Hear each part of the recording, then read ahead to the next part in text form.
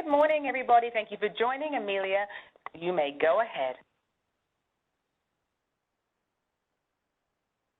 Thank you. Can you hear me? Yes, ma'am, we can hear you. All right, I will share again. Apologies, I was making sure my audio was working. Okay, good morning, everybody on the West Coast. Thank you for being here today, and good afternoon to those of you on the East Coast and in the middle of the country. Today we are presenting results from our Q3 report on market issues and performance. As with all recorded calls at the ISO, I ask that you please do not cite or quote the transcript of this recording when it is available on the website without the permission of the ISO. Please do stop me along the way today with any questions or comments on the content that we're presenting today. As always, when I make these presentations, I really need to thank the strong group of analysts that puts all of this work together. It is an honor to do the presentation of such a lot of work that really goes into producing the report. The report is available on the ISO's website, and I've got a link to it below, as well as a link to the website for the Department of Market Monitoring. We've got a lot of interesting analysis, a little bit of data, and it's all publicly available and posted there for your review. Please do stop me along the way today with any questions. There are two ways to do that. One is to put a question in the comment. Because I am presenting, I may not notice that, so please do raise your hand and ask your question verbally. Don't forget to please say your name and the company that you're representing when you do that. If you have called into this call, then you press #2. Thanks to Michelle for facilitating today, and with that, I will get started.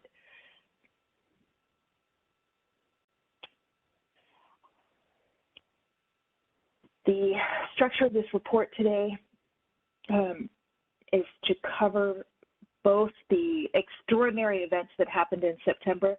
If you cast your mind back, and it can be hard to do that today in the weather I think we're having across the country, it was extraordinarily hot.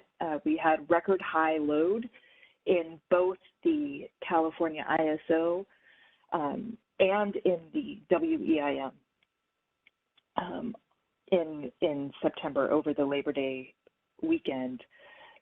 The first part of the presentation today will cover the results from the sort of on average over the quarter. The second part of the presentation today will really focus on the heat wave results. So I have left at the request of a few different stakeholders. We've scheduled this call for an hour and a half. That should leave ample time. If we can, we will speed through some of the initial results and really spend time focusing on the heat wave at the end. Highlights. And you will see these in a number of the different metrics today. Higher natural gas prices supporting higher prices overall in a number of different categories. Congestion increase, high real-time imbalance offset costs. Those are really at a historically high level, as well as high estimated bid cost recovery.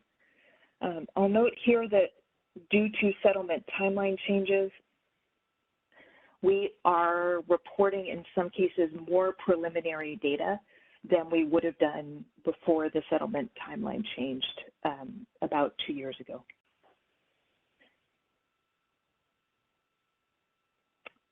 Without further ado, our average prices are shown on a monthly basis on this chart for the California ISO balancing area. Blue is day ahead, yellow is the 15-minute, and green is the 5-minute. To get to the question in the chat, I will explain what offset costs are when in a few slides. And please stop me then if you have questions on it. A couple of notes on this chart. Other than the average increase, another noteworthy feature of this chart is the lower 5-minute price shown in green. You can see that that is lower on average in each month in the third quarter, both lower than the 15-minute real-time price and the blue day-ahead price on average. As a reminder, the market features for the California ISO features what is typically called convergence bidding or virtual bidding. That virtual bidding allows financial entities to place bids that are settled on the difference between the day-ahead and the 15-minute price. So we see an increase. So there's some financial bidding opportunity that allows for the potential of arbitrage between the two. And we see that effect. There is no such settlement or product finance that allows for financial arbitrage with the 5-minute market price. One of the big factors behind this price increase is the increase in natural gas prices, which I'm showing here. The Henry Hub, which is the dark blue here, is shown as the national index. Often natural gas is actually settled on the differential between Henry Hub and that hub location. We see increases not quite double in almost all of the hubs that we're tracking here. We have PG&E Citygate in Northern California, SoCal Citygate in Southern California, El Paso Permian, which is one of the major hubs in the Southwest, which is used for a number of our WEIM locations, in Northwestern Sumas, which is used for a number of the Northwestern areas in the WEIM. And you can see that all of them showed a substantial increase. Those increases then end up being reflected in increased electricity prices. The next chart is one of a few charts in this presentation that I have added for the presentation that are not in the published report. And this chart shows the SoCal Citygate gas price. That's the hub price for SoCal Citygate in the black dashed line, with monthly average load-weighted California ISO prices shown in blue for day ahead, yellow for 15-minute, and green in the 5-minute. This chart is one that we use to really show the correlation between the gas price increases and the electricity price changes. Very, very tight correlation. One of the things that you can see here, and the gas prices are on the right-hand axis, the electricity prices are on the left-hand axis. Going back to February of 2021, if you can recall, with Winter Storm Uri, that led to very, very high gas prices in a lot of the country, including Southern California over President's Day, the President's Day holiday weekend.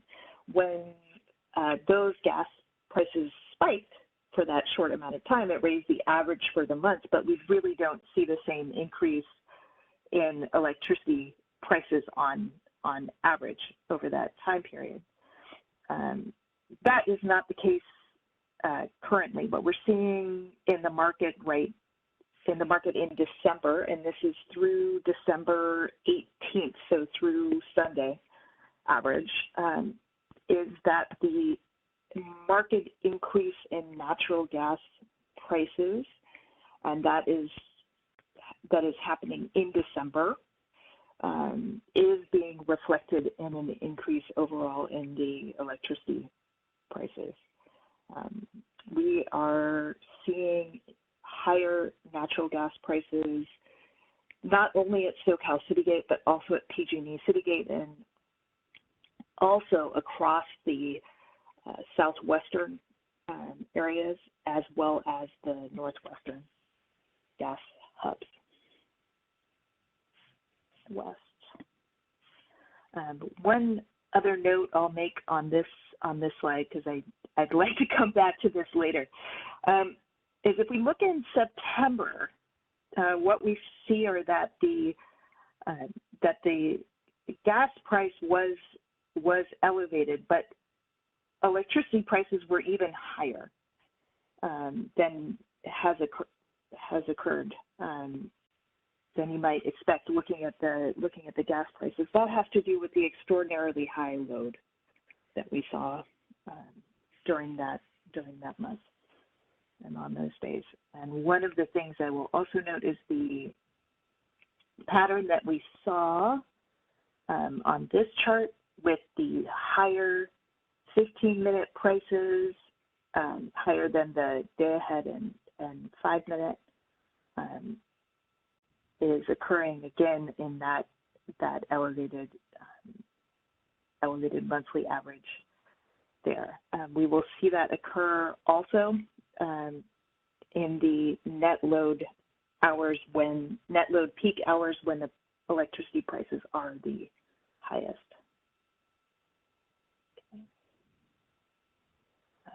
One note I have, and this is a chart that is in the report. I don't always include, is a chart that shows the frequency of DLAP, so load aggregation point high prices. Just a note here, this chart is separated into sections with monthly average frequencies. Day ahead is on the left here. What you see here are the very high frequency of prices above $250, particularly prices that are $1,000 or higher. One of the differences between, and we see again in the 15-minute market, particularly a very high frequency of pricing at $1,000 per megawatt hour or higher. Also occurring in the 5-minute market relatively frequently. I just got a text that there is a question in the queue, so I'll stop and take the question. There was one from Sean Hernandez in the chat, and then Dan Williams. Sean Hernandez was asking. Sean Hernandez was asking, what are real-time and balanced offset costs? What is offset? Yeah, the real-time and balanced offset costs we will discuss when we get to this slide. Okay, and Dan Williams. Hey, Amelia, Dan Williams from Customized Energy Solutions. Might be too early to be asking this, but and I'm not sure you can answer it. But with the run up in gas prices, over the last few weeks or month or so, has DMM seen good stability in those prices that have allowed the reference level changes to kind of come in more orderly and get reflected in the market and in default energy bids, compared to maybe what we saw back in Feb of 2021, where it seemed like we were kind of chasing the tail of gas prices moving around with a lot of volatility. Is there anything you can talk to about kind of the incorporation of the prices and bids and how that's been working over the last few weeks? Yeah, thanks, Dan, for the question. It's a good opportunity to mention. When the gas prices spiked over President's Day weekend in February of 2021, the ISO did something I think doesn't happen very often, which is that they implemented something ahead of schedule. And the thing that they implemented ahead of schedule was often what we usually call CCW, is allowed for reference level adjustments. CCW stands for commitment costs and default energy bid enhancements.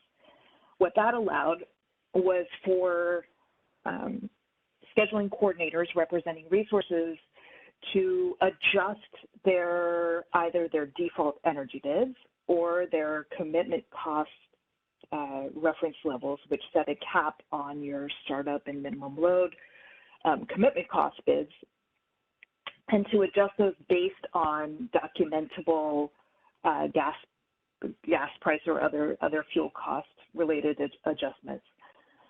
Because those changes were implemented ahead of schedule, I think it took some adjustment from the market. There was communication about that, but I think it was a new process, both for the ISO and for scheduling coordinators. And so we saw a few sort of inconsistencies with the use of that functionality, where for example, the scheduling coordinators would adjust one of the costs without adjusting the others associated with there. So they'd adjust their default energy bid without adjusting their startup and minimum load, something like that. That functionality has been in place since February of 2021. So with the gas price increase we're seeing in December, we've seen, in fact, increased use of those reference level adjustments. And I think the systems are more mature, both for the ISO and for the scheduling coordinators. So I think that process is working smoothly. The other difference is that although we're seeing a lot of day-to-day fluctuation in gas prices right now, they have high for quite a long time. This isn't a spike that's lasting a few days. It's lasting quite a long period of time. So in that case, what you see is that often the next day price that is used to set the sort of automated calculations in the market is more reflective of same day purchases that might be needed. Thanks for the question. That's really good information, and I think it'll be good to kind of see your full review of this when we get into it, for the Q4 report. But I guess a request might be as time allows after the holidays to dig into it and look at how the scalers are giving enough room for those adjustments, how much they're capturing the volatility in the movement from the day ahead to real time, and just whether that gives you any indication of associated work that needs to be done potentially in the price formation enhancements initiative around shortage or scarcity pricing, just to make sure that we're kind of dotting all the I's and crossing the T's as we're working on being able to incorporate price volatility during these different types of market conditions that come together. But appreciate the extra thoughts and look forward to more analysis of this interesting time. Yeah, I will say, for those who aren't quite as deep in the weeds as I think Dan is, that there are two processes with CCW. One is an automated process that allows for reference level adjustments within a range of using a multiplier on the default value from the day ahead trading. There's also a manual process for any reference level adjustments that are outside of that range. And I can say we have seen some of, although the bulk of the reference level adjustments are within that automated range, we have seen a few manual adjustments as well. Thanks.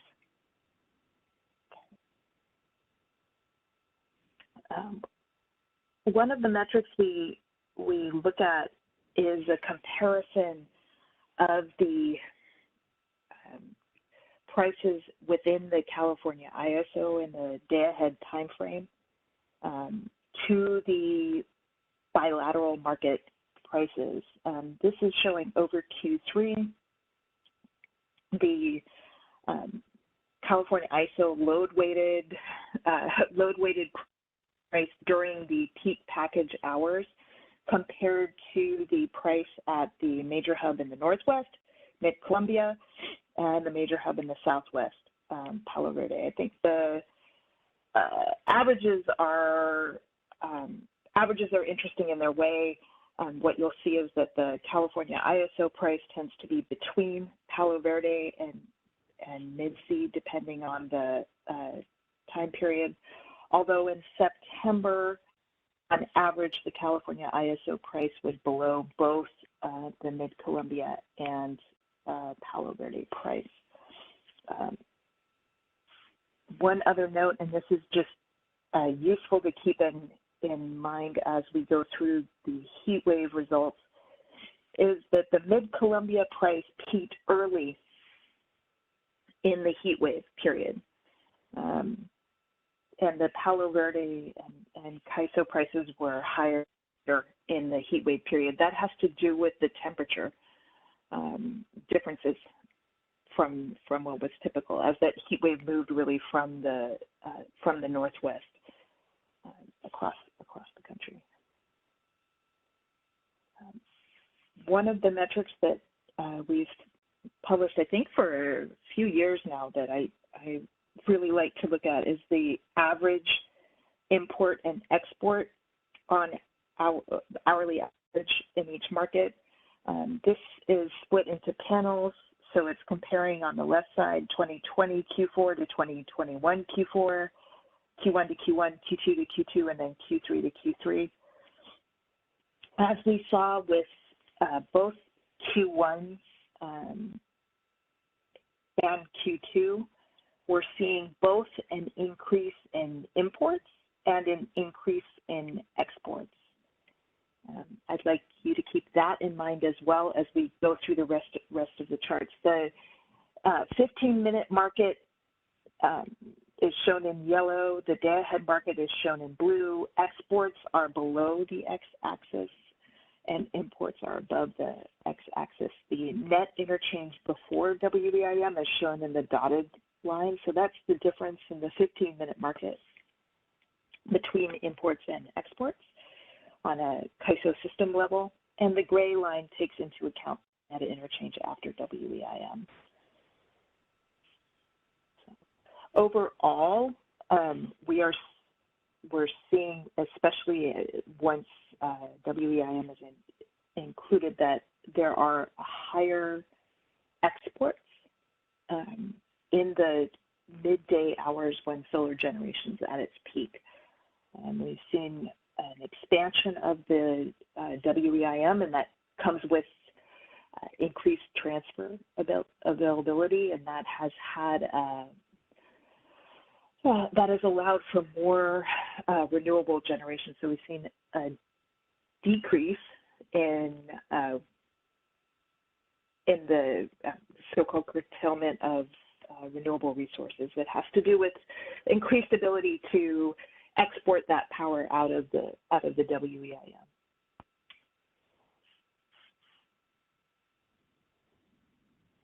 When we overall changes by fuel type, this is showing the change between the average CAISO generation in Q3 2022 compared to Q3 2021.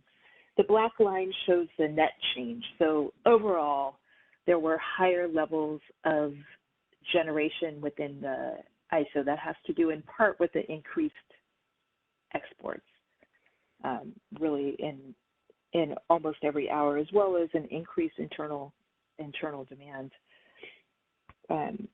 That increased generation came in part from hydroelectric, although we had very low snowpack. We saw increased hydro generation relative to the prior year in each hour, increased solar generation shown in yellow, and a really notable increase in the activity of storage.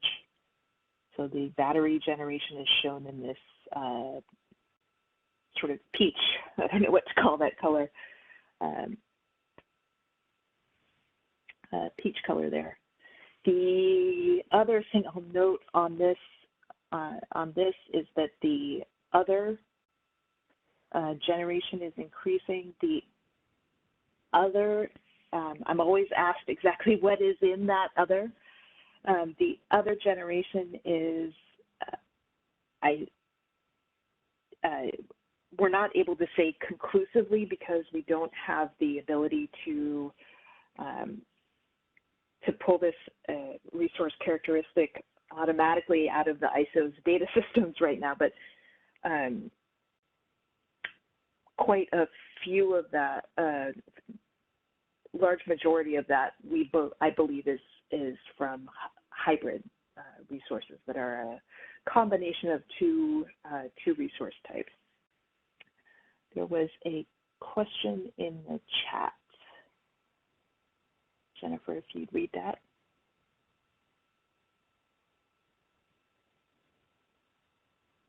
Sure. This is from Sean Hernandez. This is a great chart. I'm curious, why doesn't it show storage generation decreased during the charging hours? There was greater storage discharge, but not charge. What we're showing is the increase in generation. You actually, and I don't have a chart. I'm thinking back to exactly where all these charts are. We will publish a special report on storage, I think in the new year, that will show that there was increased charging activity as well in that midday period when prices are low. But we did see also increased, and not very much, but some increased generation activity from storage in those hours. Yeah. One of the other factors that I think was allowed both the California ISO and other areas that faced extreme load and were forced to declare EEA 2 and even 3, allowed every area that did so to meet load reliably without any load curtailment, was really the ability to transfer power between areas in those extreme conditions. One of the ways that happens is within the WEIM, the Western Energy Imbalance Market. That has continued to grow.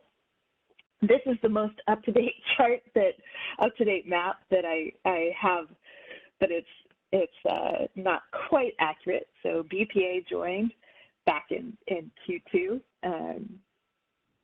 as did Avista, and they're not planned. They are actual WEIM market participants. A couple of the pricing patterns that have been apparent over the last 3-4 years are still were still present in the Q3.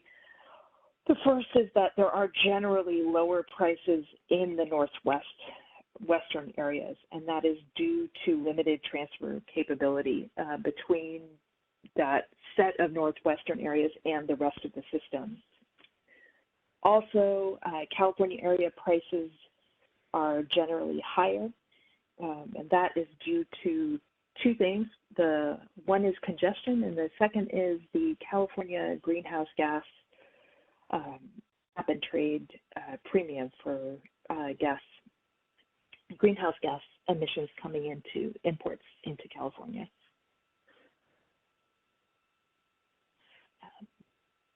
These charts show WEIM transfers on average. The chart on the left shows transfers in the midday. The chart on the right is showing peak hours, and I'll talk through these. These are very data dense charts, but once you know how to read them, I think they really show a lot of the system in one place in a really nice way. What the outer ring shows is the average transfer. The inner ring shows export. So I will use, let's use DWP as an example. So LADWP in midday hours is exporting a little bit to the California ISO and importing from both PacifiCorp East and, if you follow this over, from Nevada. APS in the midday hours is exporting to both the California ISO and Tucson and importing. So there's a net, it's about 50-50. And you see the big prevalent pattern of flow is from the California ISO, and the color of the flow is from the originating from the source rather than the sink. When we look at the peak hours, you see a very different pattern. The area that has really the biggest difference, because it is one of the areas that has the biggest transfers in general, is the California ISO, which is importing a lot of generation from across the WEIM. There again, to use LADWP as an example, LADWP is exporting more in the peak hours than it is on average in the midday, and to the California ISO, and still importing from PacifiCorp East. APS is exporting to the California ISO and importing from other areas. So we have versions of these charts in the special heat wave section at the end of the report, chapter 3 of the Q3, that look at average transfers over the heat wave period, focused on the heat wave period. So, interesting. One note I'll make here and over the next few slides is that there are different constraints used in the day-ahead market than in the 15-minute market, than in the 5-minute market. And sometimes those changes in constraint modeling can lead to some of the offset costs. And to get to the question in the chat, I will explain what the offset costs are. But wanted to highlight here the impact of some of these differences across the WEIM. This chart is showing average prices in the 15-minute market for Q3 for the major DLAPs within the California ISO, as well as for each WEIM area. The price paid by the load in any in the load aggregation area is is shown by the line and is the sum of the different price components on average. Those price components are the energy price shown in blue, which is the same in each area, the transmission loss, congestion within the CAISO. This honestly can also contain, when it occurs, which is rarely, congestion within other balancing areas in the WEIM. A GHG component that is lowering prices outside of the ISO, and congestion on WEIM transfer constraints. A couple notes I like to make on this chart are that the congestion rent, this red on the transfer constraints, is returned to the owners of that transmission capacity, the entities that brought that transmission capacity into the market. And the green GHG component is also returned as a way of allowing entities to offset their compliance costs. Excuse me. When you look at the difference between the 15-minute market and the 5-minute market, one difference is just that the energy prices are lower, and that's true across the system. Another difference is the change between the relative ratios of the excuse me, transfer congestion, shown in red. You can see those really dropping off. That has to do with the use of internal constraints within the ISO in the 5-minute market that are not in the 15-minute market.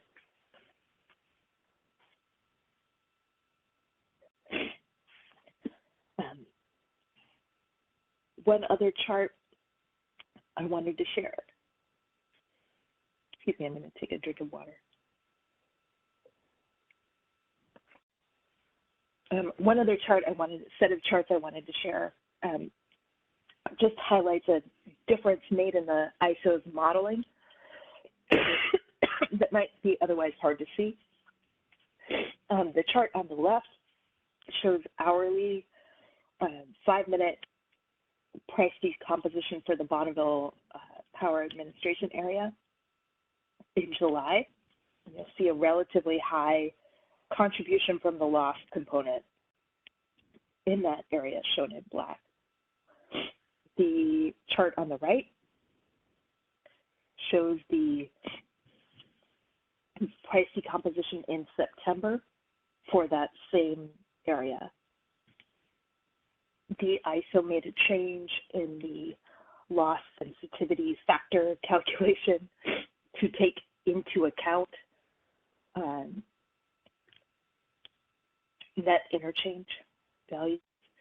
That had a major impact, I think, on prices, particularly in areas where there are a lot of transfers, base schedule transfers.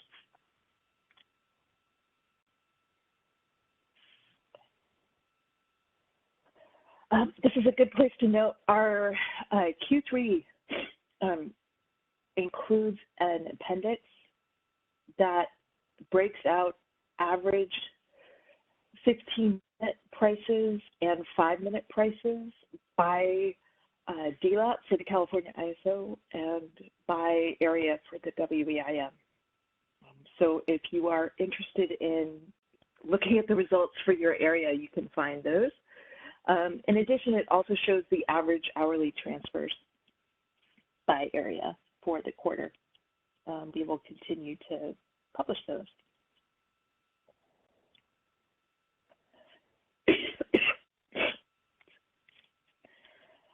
This chart is one that we've been doing for a long time.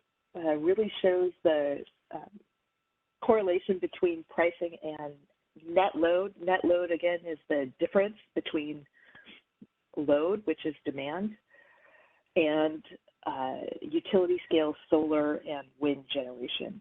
That is shown here in the red dashed line. Average hourly prices for KISO are shown in blue for the day ahead, yellow for the 15-minute, and green for the 5-minute.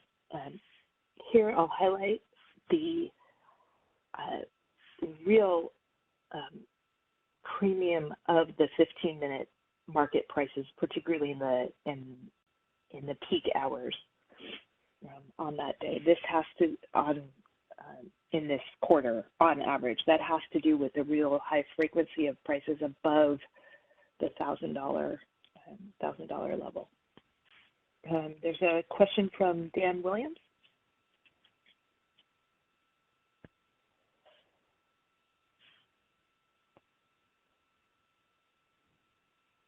I think Dan put his hand down, but Dan, if you do have a All right. question, do raise it again. Thanks. All right, thank you. Okay. One of the things that I mentioned earlier is that convergence bidding allows for financial arbitrage between the day ahead and 15-minute markets. It also allows for arbitrage of over locations if you pair a virtual supply and a virtual demand in different locations. We did see an increase relative to the prior year in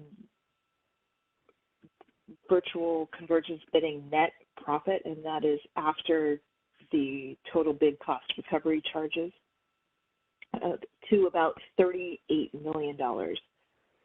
$37 million in Q3 compared to $38 million for the full year of 2021. So most of that is going to financial market participants. And you can see it's much higher overall in September when those price differences were at their highest. I'm going to spend a bit of time on this chart. The panel on the left-hand side of this chart is showing average hourly load adjustments in the third quarter in the California ISO. The solid lines are showing load adjustments made in the hour ahead and 15-minute and 5-minute market in 2022. The dotted lines are showing the same values from 2021. What you can see is a market increase in load adjustment used by KISO operators, particularly in the net load peak hours, peaking out at about 2,200 there, 2.2 gigawatts. The chart on the right is a load whisker chart, so that's showing the median values along with the standard, sort of one standard deviation plus or minus, and then the extremes are shown in the dotted values. What that's showing is that there's actually not much variability in the use of that imbalance conformance tool. To get to the question I saw pop up in the chat, imbalance load adjustment, sometimes called imbalance conformance, is a tool that California ISO operators and WEIM area operators have to add demand to the market, to add to that market requirement. One of the factors that we have seen driving differences between 15-minute market and 5-minute market prices is this additional demand, particularly in the net load hours that appears in the hour-ahead and 15-minute market and then disappears in the 5-minute market. I put a link on this slide to a study that the California ISO published earlier this year. What that study did was use the saved optimization, saved cases, and run a set of sensitivities on imbalance conformance. So starting at 0 and then slowly increasing that imbalance conformance in the real time and looking at the impact that that had. Quite predictably, I think, when demand increased in that study, there were increases both in imports into the California ISO and transfers from the WEIM, as well as in internal generation. We in DMM, I think the MSC has also pointed out that this increase in demand is essentially procuring some reserve at a cost.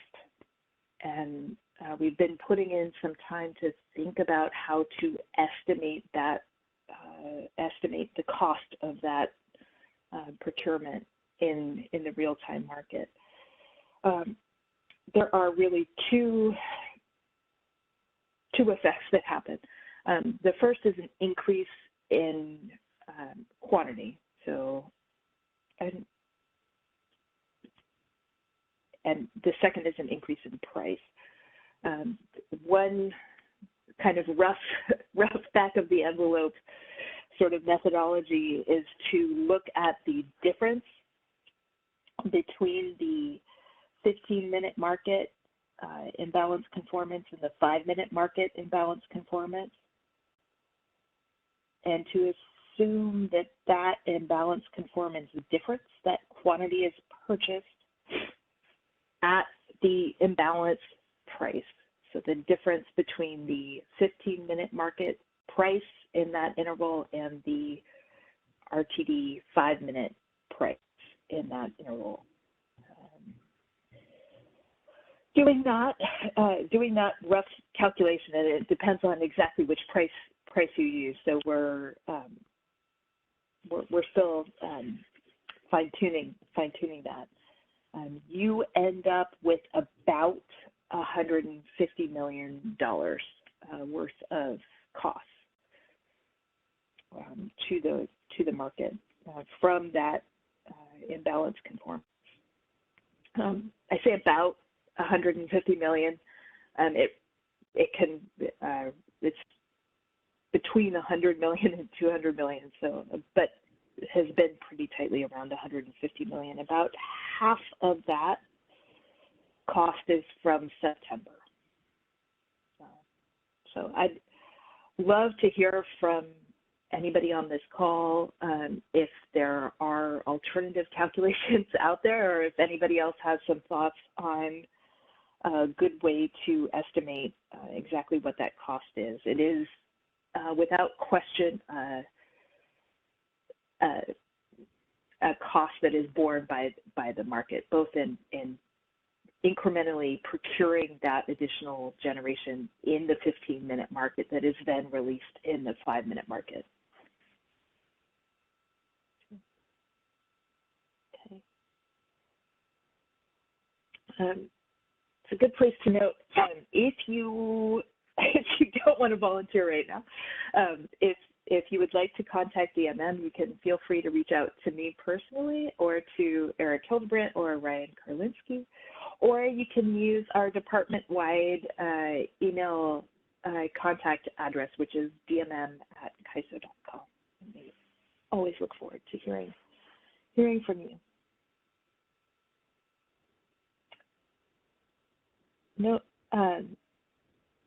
Couple notes on the flexible ramping capacity.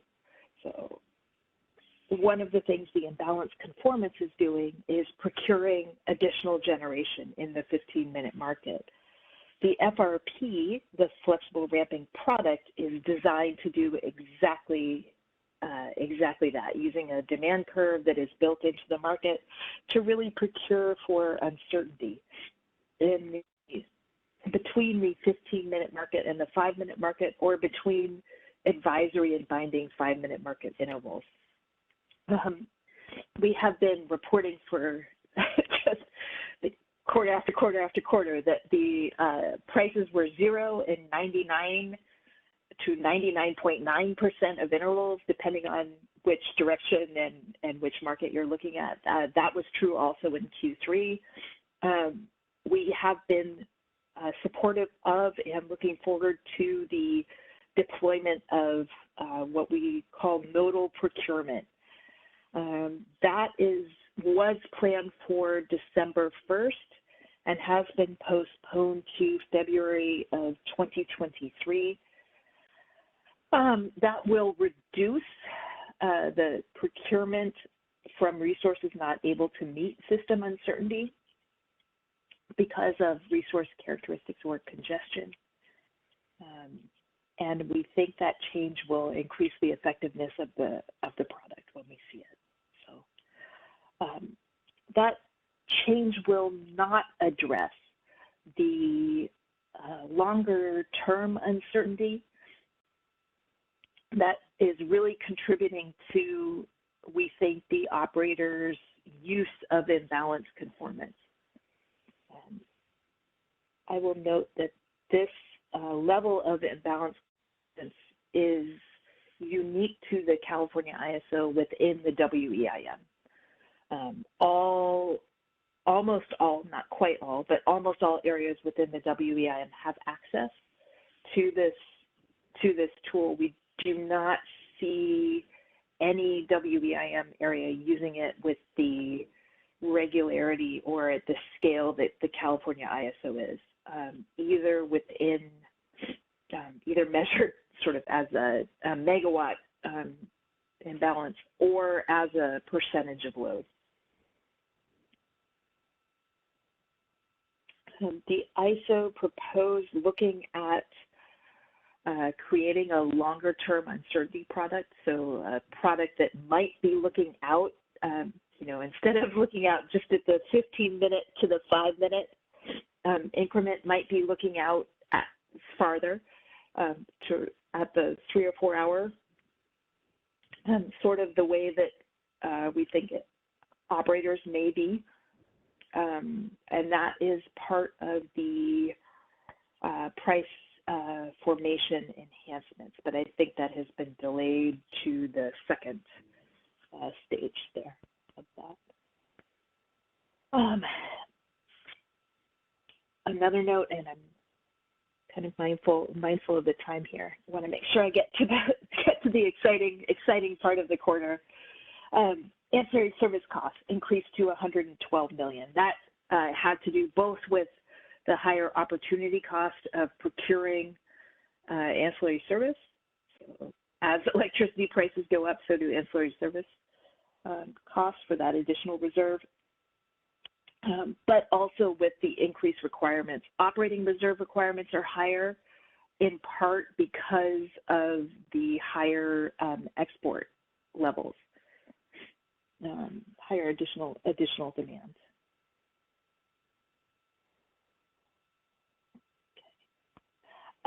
Offset costs. I want to spend a little bit of time on offset costs to answer the question that came early in the call today about what offset costs are.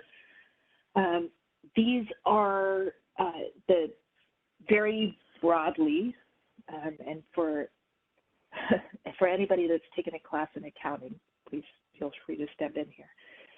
These are the differences between what is paid to generators for generation and what is paid by load.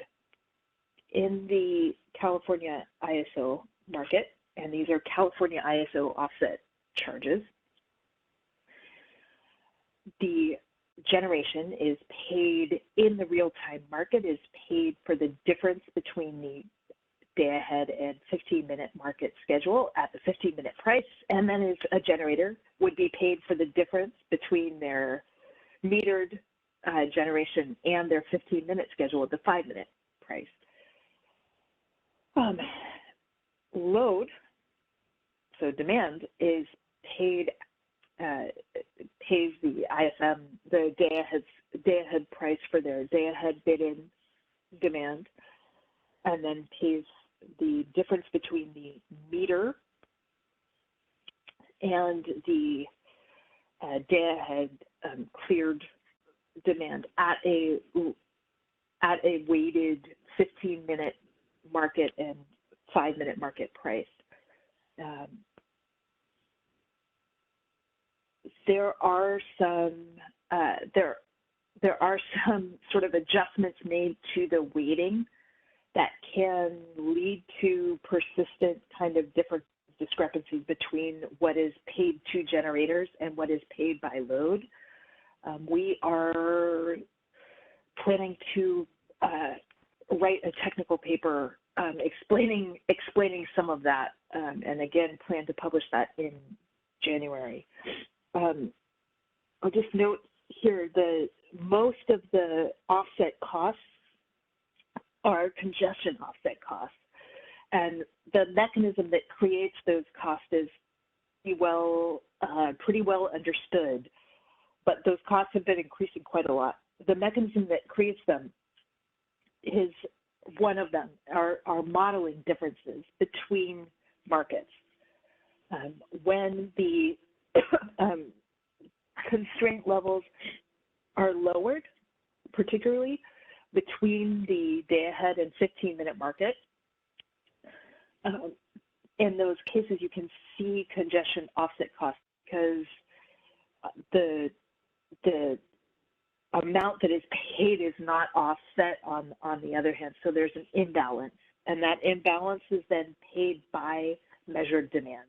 So the values we're seeing here are uplift to load and exports. In cases where a constraint doesn't exist at all in one market, for example, so we have a 15-minute market constraint that tends to be at the northwest, northern boundary of the CAISO area, that 15-minute market doesn't exist in the day ahead. And does exist in the 15-minute market, and we have similarly a constraint in almost the same area that is binding often in the 5-minute market, but doesn't exist in the 15-minute market, and those differences can create some of this congestion offset cost. I don't have a slide for it, but I will note we are seeing higher offset costs in the WEIM as well. The $150 million that I just mentioned for the sort of back of the envelope imbalance conformance cost, some of that can, in some instances, end up in the energy offset. So at the end of the day, that increased sort of reserve is getting paid by, in this case, by measured demand within the CAISO. It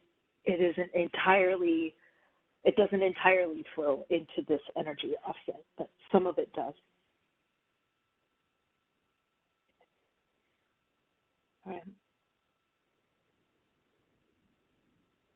This is my segue to congestion. Congestion increased, and I don't have, I didn't put all of these charts into the presentation today, but they are in the report. I will note the constraint that has the biggest effect in the 5-minute market is this 5-minute market only constraint, for which we are not able to measure the precise impact. So it shows up as other. We see the same pattern of congestion that we saw in 2021 and 2022, but the congestion rent was associated with that was substantially higher in 2022. Take a note. Oh, there are 2 questions. I'm getting a text. I'll stop for those. I think we actually a text chat question from Josh Arnold, and then we'll have Dan Williams. So Josh?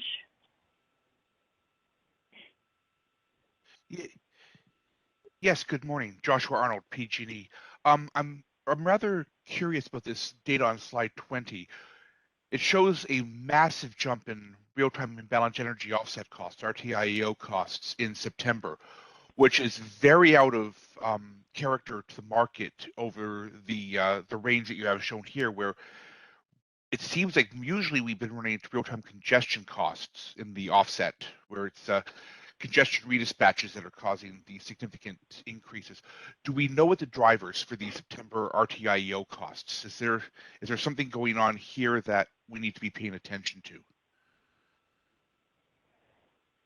We don't, I can't exactly replicate this calculation, but I do know that one of the drivers of this were extraordinarily high levels of imbalance conformance, as well as high prices and differences. Okay. So if you think about the difference between the 15-minute market bias and the 5-minute market, when the price difference is also high. Some of that cost, I think, is being incorporated into the energy offset, and you can see that with a sort of rough correlation of the days when there are these high imbalance, use of imbalance, and the high price differences. That occurred also in 2020. We are also, and I will say that I'm hoping publish a technical paper in January. There's an adjustment to the standard weighting that we think is exacerbating the costs. And essentially, these costs would be settled anyway. They're just showing up as energy offset. But this may be causing some shift of cost from some entities to others in ways that may not be consistent with cost causation. So okay, thank you very much. With that, sure. Okay, and Dan Williams? Amelia, Dan again from Customized Energy Solutions. So on the conformance topic, do we have any data on when operators are entering the HASP conformance? And my thought there is just, as DMM has noted, the potential need for a greater look ahead in the flexible ramping product is if operators are putting in load conformance for HASP as far back as like after the stuck run for the specific interval, that may indicate that they have a forward expectation of the need for it versus sort of assessing right before the HASP runs that they're going to need, an extra 5,000 in HASP and putting it in right at that point, which I guess would show it as more of a very short-term assessment of the need for additional flexibility. Mechanically, the timing doesn't change, but we are seeing we have talked to operations about the use of this tool, and there are sort of well understood algorithms that are used to calculate how much will be needed. It is not HASP run by HASP, hour-ahead run by hour-ahead run sort of decision. It is made well in advance. And I'm going to skip ahead a little bit here in a minute to talk about the heat wave, because I really want to get to that. The use of that imbalance conformance in the heat wave was particularly noteworthy, and that was based on a calculation that additional demand would help operations ensure that they could reliably meet load by not clearing lower priority exports. Thanks. And part of my questioning goes to just appreciated some of DMM's comments in the EDAM and DAME initiatives, and thinking about the patterns of those conformants and how the IRU and RCU products in DAME will ultimately transition into flexibility that has to get picked up in the FRP. I guess we'll encourage or continue to look for DMM's kind of assessment of any issues there. But thank you. Appreciate it. Very high level congestion revenue rights. I think everybody on this call is probably aware the settlement of those congestion revenue rights changed in 2019. Before the changes, we were seeing $114 million per year. After them, about $45 million per year. To cover this quickly, we did see a marked increase in losses to ratepayers of in the Q2. Those losses to ratepayers were about $20 million in Q3, so that's about $90 million of losses to ratepayers year to date with congestion revenue rights. And DMM continues to recommend that the auction be replaced by a platform that allows for transactions between willing buyers and sellers. This table is one of the few real-time congestion metrics I included in the presentation today. Just shows the frequency of constraints binding, the transfer constraints binding. And what is noteworthy here is the separation of the northwestern areas shown at the bottom of the table. Very high frequency of transfer congestion. And in most of these areas, a higher frequency in the 15-minute market than in the 5-minute market. So again, what are the differences between the 15 and the 5? One is additional demand within the CAISO, and two are some of the congestion elements, transfer elements that are different, modeled differently in the 5-minute market from the 15-minute market, or exist in one market and not the other. You can see the impact of those there. That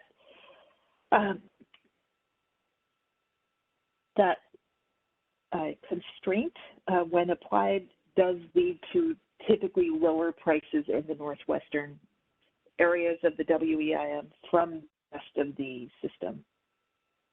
WEIM RSE, I will not spend too much time on, just to say DMM has done a lot of reporting on the RSE.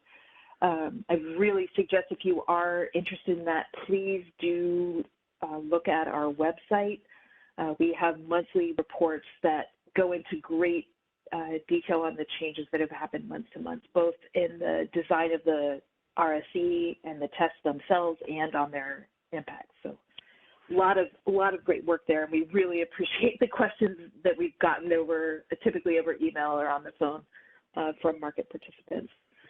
Bid cost recovery, I'll just cover very quickly again, is high. These are our preliminary settlement values for Q3, which we're doing now.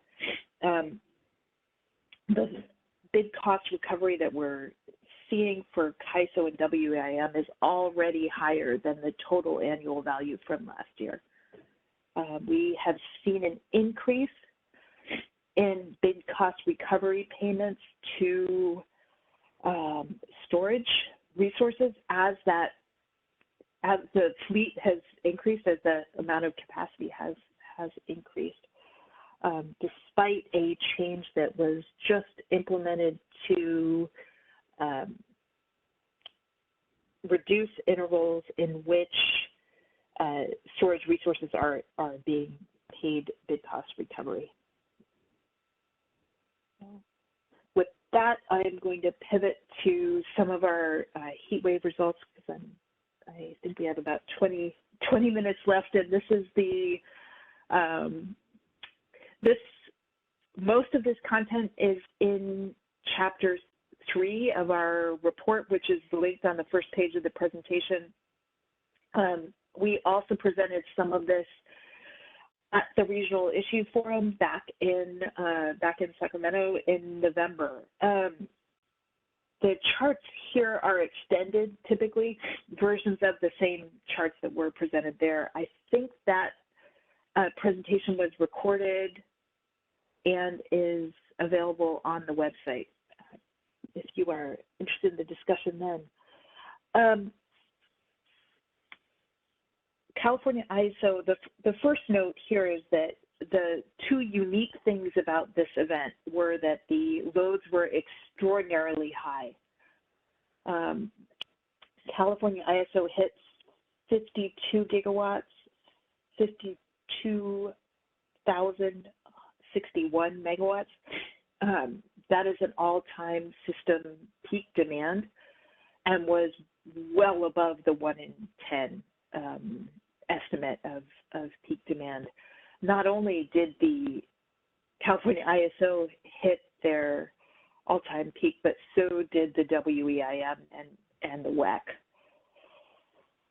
The other thing that was extraordinary about this event was really the extended time frame of this. The time period we're using through the chapter is August 31st through September 8th, typically, or September 9th in some cases.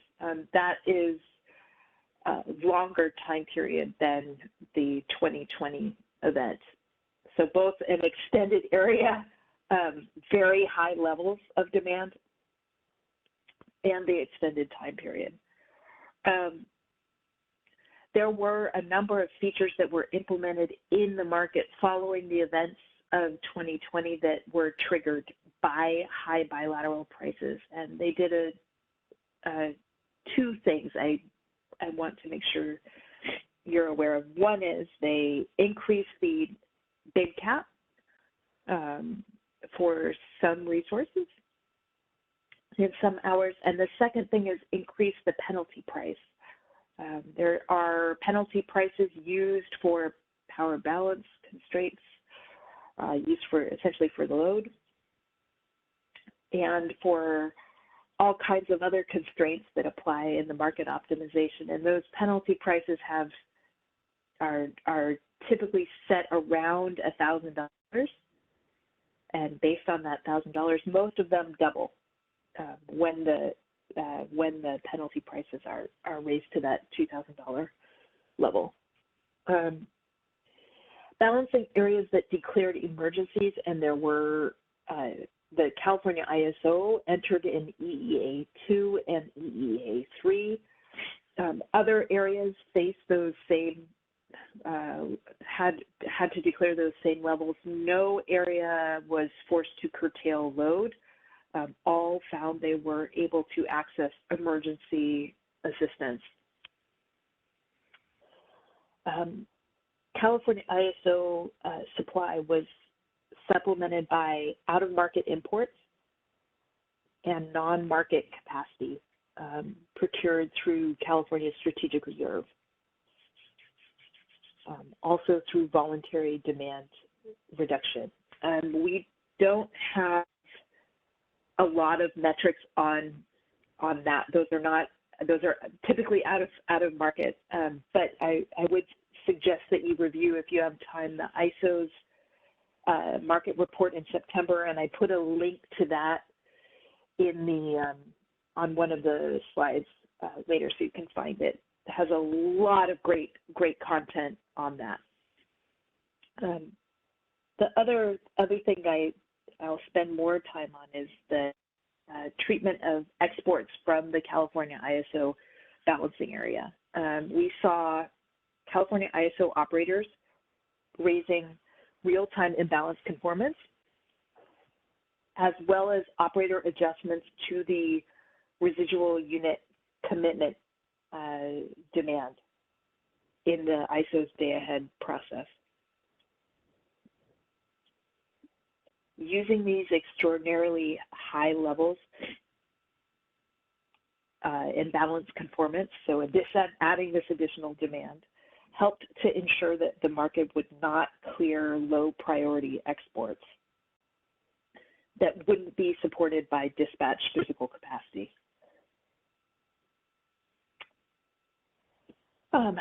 The market optimization appropriately prioritized load over low priority exports in the day-ahead market in the residual unit commitment process. That low priority exports cleared the real-time market inappropriately, requiring CAISO operators to take manual actions, typically to reinstate higher priority exports. In some cases, that did increase demand.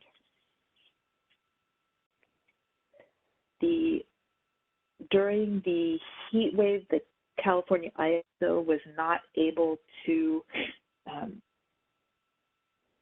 make the decision not to implement software updates to the market optimization software.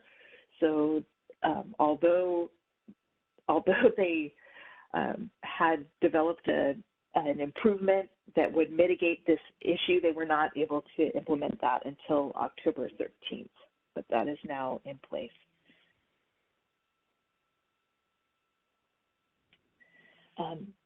The link on the bottom of this slide is to the ISO September report, which really is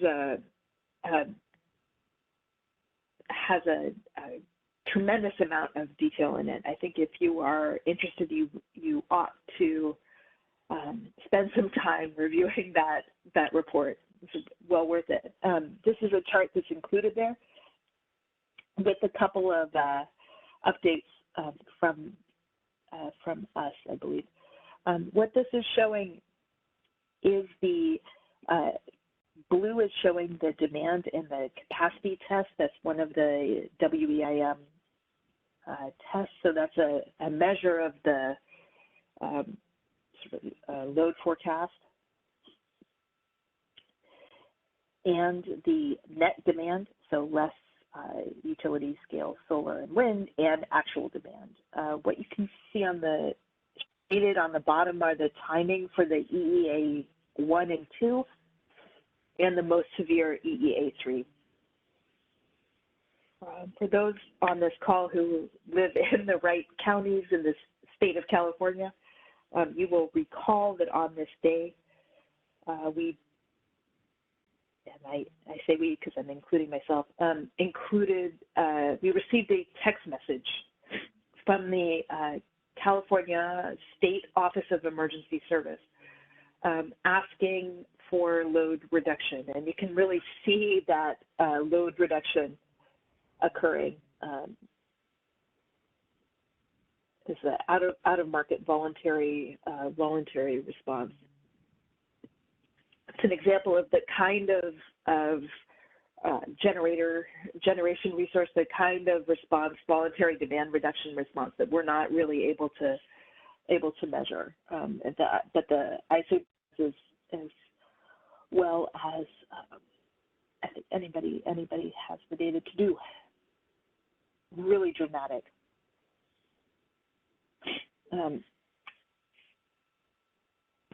As I noted earlier, the high bilateral prices, and here, just to say, we're seeing the same data that I was showing earlier. So early in the period, we have higher prices at Mid-Columbia in the north than we do at the end period when the Mid-Columbia prices are closer to the SP15 shown in yellow.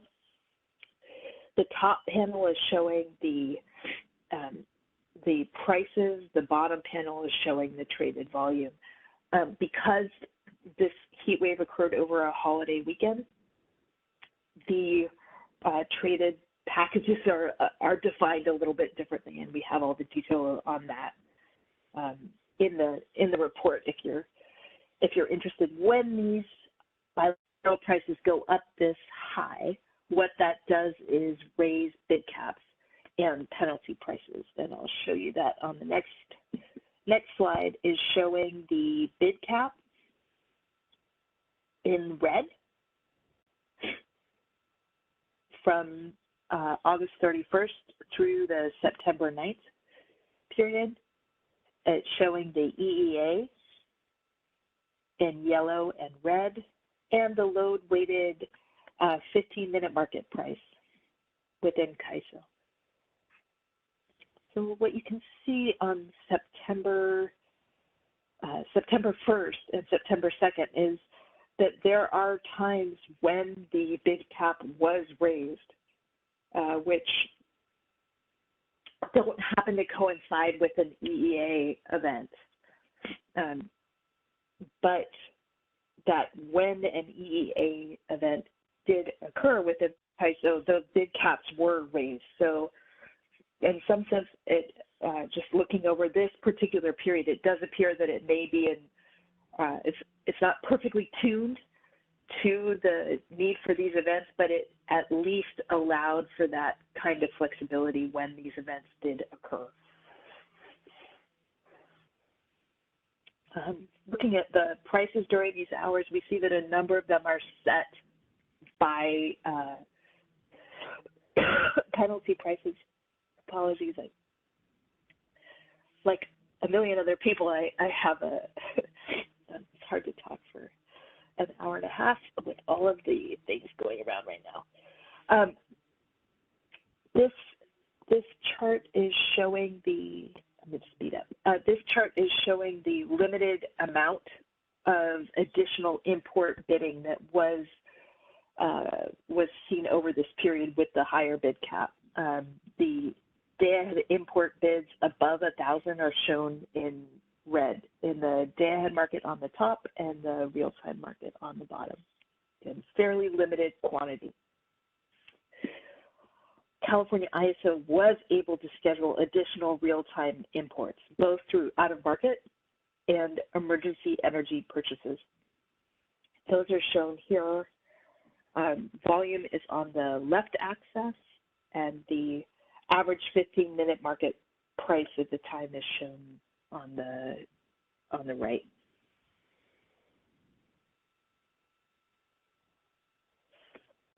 One of the operator tools that was used during this time was the adjustment to the residual unit commitment demand. You'll see here this is an additional up to about 10 gigawatts, but more typically in the peak period around 7 to 9 gigawatts.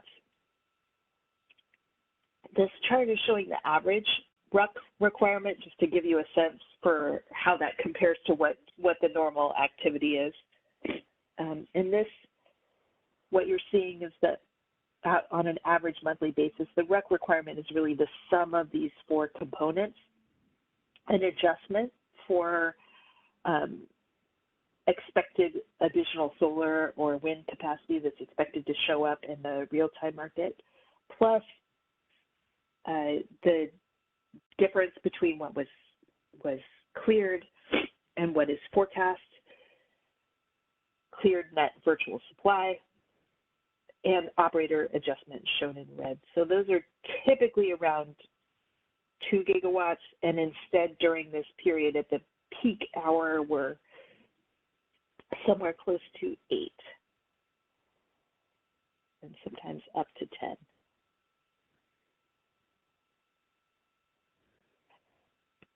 The adjustment for the renewables is negative because it's additional generation that's expected to show up in real time. It's the difference between the forecast and what was cleared in the day-ahead market. It goes back to the early days of a lot of the renewables when many of them were not bidding into the day-ahead market. When we look at 15-minute market operator adjustments, so these are the same operator adjustments in balance conformance that I was showing on the earlier slide. This is just for this August 31st period. What you see is extraordinarily high imbalance conformance.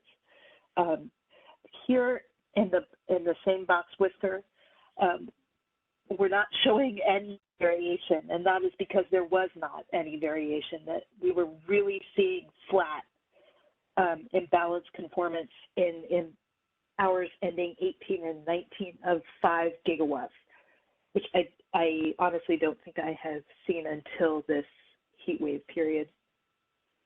What that does is, the combination of the two, both the residual unit commitment and the 15-minute market imbalance conformance, I think you can see in this chart. This is the same import and export chart. What you can see is a real reduction in the bidding of exports that happened between the second and the third. Two things I think were going on here. One is some of the underlying demand and supply conditions across the Western U.S. were changing. So the heat wave was fading in the north and increasing in the southwest a little bit, and so some of this is just the normal changes in the market. But the other thing that happened is that lower priority exports, both economic and the lower priority sell schedules, were being notified, and there were additional market notices sent to market participants during this time, letting them know that if they did not receive a residual unit commitment schedule, they would need to rebid that export into the real-time market. And I think you can see the impact of some of that happening there as the exports drop off. We did see imports increasing over the period broadly.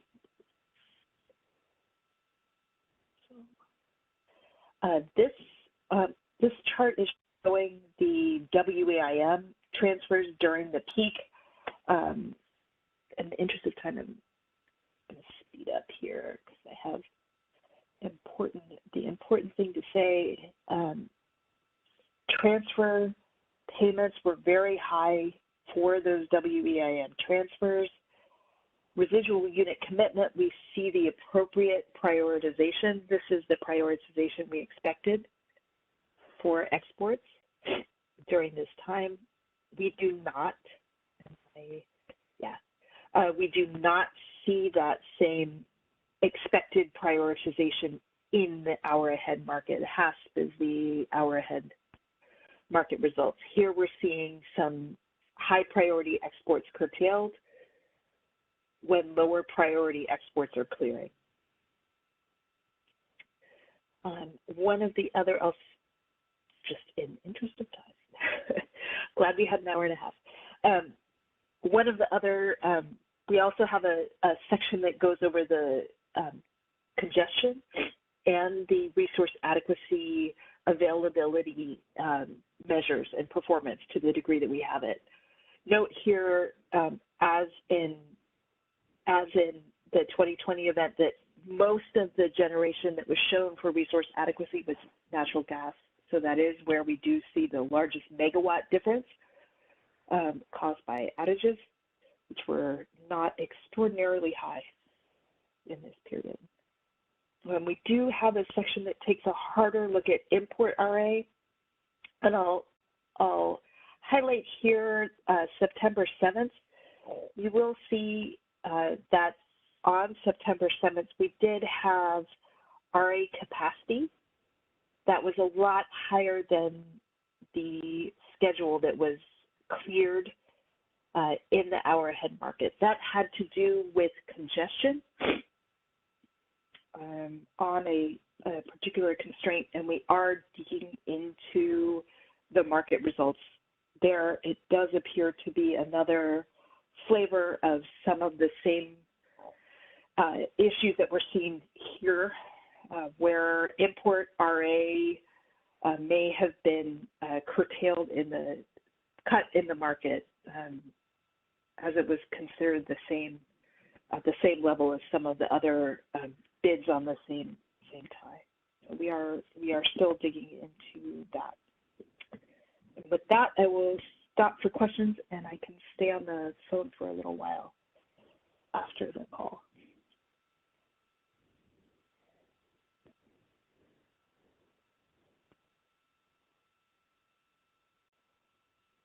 I do not currently see any questions in queue on the phone or WebEx audio. Brilliant. All right. Well, if you do have any questions at all, please do download our report and feel free to reach out and either contact me or contact the department. You can use dmm@CAISO.com. Thank you all so much for your time today and your patience with my sniffles, and thanks for your attention and your questions. Very much appreciated. Talk to you all in the new year. Happy holidays.